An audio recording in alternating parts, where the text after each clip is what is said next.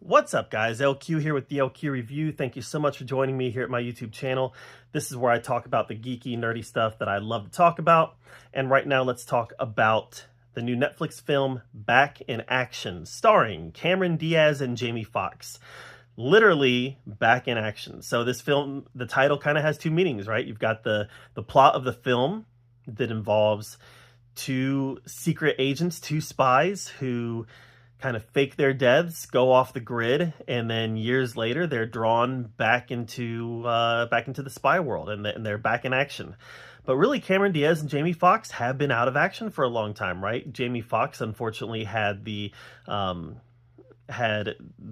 issues, the health scare that he had, and Cameron Diaz really just kind of stepped away from acting for a while. Now they're both back, and it's really unfortunate because I wish they would have come back in a better movie.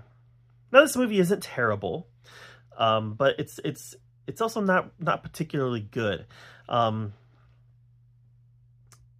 The beginning of the movie was compelling. You know, the beginning of the movie opened up 15 years ago with Jamie Foxx and Cameron Diaz on a mission. She reveals to him that she's pregnant. It's kind of revealed to us that they're together and that she's pregnant. And they are attacked on an airplane. The airplane has a crash landing, and they're able to take care of the people who are trying to kill them. But then they decide, hey, our lives, we've got a kid on the way. Maybe it's time to step out of the game. So they kind of faked their deaths and stepped out of the game and started their new lives as mom and dad under new names. That opening sequence was fun. The action was fun. The banter between the two of them was fun. The relationship, you bought the relationship. And then actually the setup of the main plot was pretty good too. You know, we learn about their lives. We learn about them being mom and dad. And then we learn about their daughter. But then something happens. Their daughter and their son. But then something happens during the movie where they end up going on the run.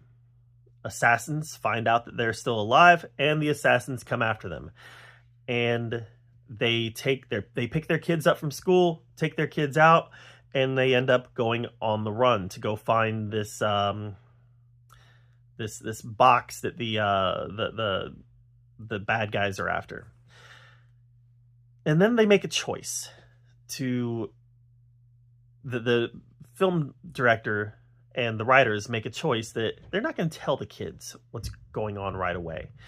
And that leads to just some really unbelievable sequences in the film. And it's like, once I was buying the whole movie until it started to feel very kid-centric. And once it started to feel very kid-centric, I started just kind of the believability for me. I started losing it, and it just kind of became another straight to streaming family spy comedy. The Eternal City from last year, My Spy. It comes to mind, right? That type of vibe where it's made for adults, but is it made for kids? But it's really not. It didn't really have this vibe that was consistent, and at the end, like I said, it just ended up feeling very generic. It had a very promising start.